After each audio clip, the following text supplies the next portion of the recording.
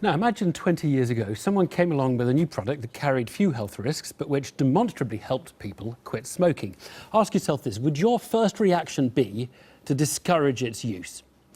If yes, then you could be Minister of Health in Wales, because the Welsh Government have decided that e-cigarettes, which appear to carry few health risks and do help people quit smoking, should be treated like traditional killer cigarettes. That is, they should not be consumed in polite company. Now the BBC actually bans them in this building, by the way. It's not alone in that. Should they? We're going to argue that out shortly, but David Grossman went out of this building to find out more about them. Just like in every public enclosed space in the UK, there's no smoking in here, but this isn't smoking, it's vaping, inhaling the vapour of electronic cigarettes. There are four main types. You've got tobacco-based liquids, which taste like a real cigarette. You've got mint-based liquids, which taste like a menthol cigarette or mint liquids. Then you've got fruit and sweets.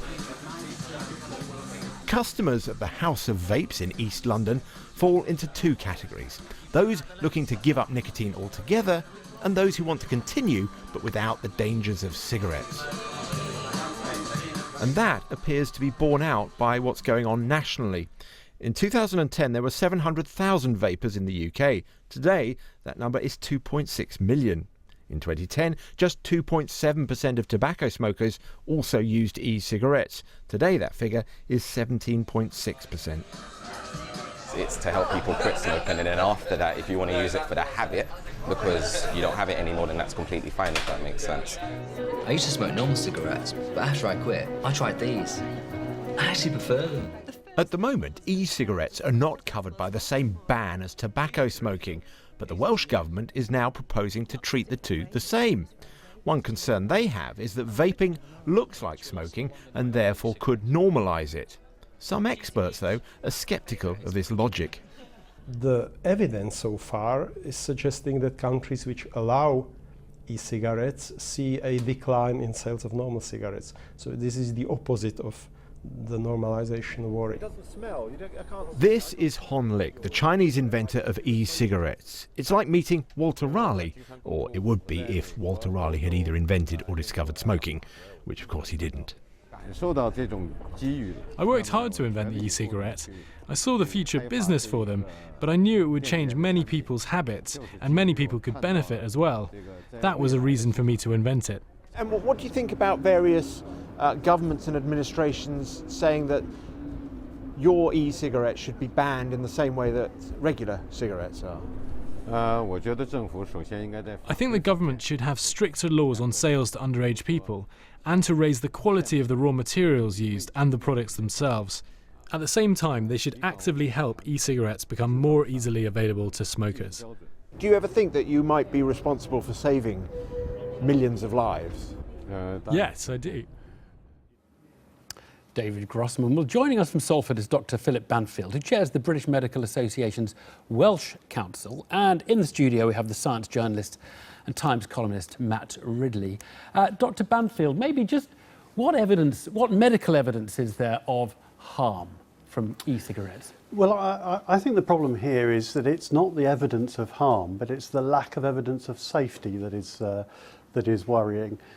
Inherently, using a product that includes nicotine, which is a highly addictive substance, just seems counterintuitive to the idea of starting something that is going to cause you problems in the long run. Now, that's different, of course, to helping people who already have an addiction to give up, for which we have no complaint at all. Right. And Matt Ridley, what evidence is there that these e-cigarettes are doing good? Well, as Philip says, if they're already smoking and they go on to e-cigarettes, that's good. And 99% of vapers are in that position. Very, very few people are going into vaping as non-smokers. Nearly all the people who are doing so from the point of view of smoking. So it's a question of relative harm. Is it more harmful than smoking? Clearly not. It's clearly much less harmful than smoking. It's much nicer for other people, etc. And most medical organisations now, ASH, British Heart Foundation, Royal College of Physicians, All of these, Cancer Research UK are now all saying that they think actually these could make an enormous difference to cutting down on people smoking. Philip Banfield, the question is it does seem like it's definitely doing some good, and it's not clear whether it's doing any harm. You said yourself there's no evidence that it's doing harm. So why would you try and restrict its use? Why wouldn't you encourage its use? Well, I think the worry is the kind of marketing that's going into these products. They are being designed to be attractive. We know from recent studies in Wales that school children at 10 and 11 have tried e-cigarettes. And are those ones who haven't tried normal cigarettes, are they trying e-cigarettes without normal? I mean, a lot of 10 and 11-year-olds have tried real cigarettes, haven't they? Yeah, I mean, let's be clear that most children who try e-cigarettes do not smoke. But the same paper showed that in 15 and 16-year-olds who've started smoking, there's a significant use of e-cigarettes at the same time. Matt, really, do you worry about this normalisation? I mean, you will go and sit at your desk, I'm sure, with someone sitting next to you, drinking a coffee, a somewhat addictive stimulant. But is there any problem at all about them inhaling nicotine, which is a kind of a more serious drug, perhaps, than caffeine? No, I don't think it is a more serious drug than caffeine. There's no evidence that it's a more serious drug than caffeine. It's just as addictive as caffeine, but that doesn't mean it's more harmful.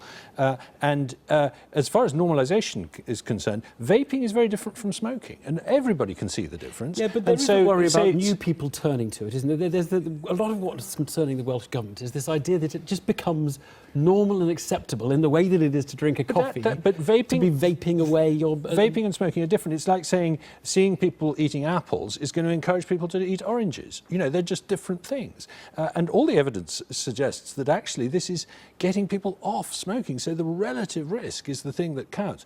Why go out and discourage a technology that is dragging people off a harmful addiction at a rate of knots? Philip Banfield, do you worry more about people drinking coffee or inhaling nicotine? Oh, definitely inhaling nicotine. And why? I mean, it's a neurotransmitter in the brain. It increases dopamine levels. That gives you a sense of well-being and sense of reward. It's if you like, the same mechanism that was involved with addictions to cocaine and heroin. So there is a mechanism that would explain the addiction, and the reality is we just don't know. So it's a bold move. Matt Ridley.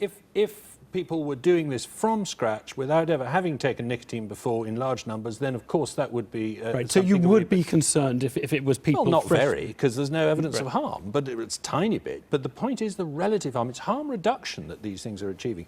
I think we're going to see this thing actually wiping out smoking in quite short order. And by the way, it's doing so without any official encouragement, indeed with some official discouragement, without any subsidy, without prescriptions, all that kind of thing. It's an extraordinary revolution. And I do think that we've got to let it happen, because it really could save a lot of lives. Philip Banfield, Matt Ridley, thanks.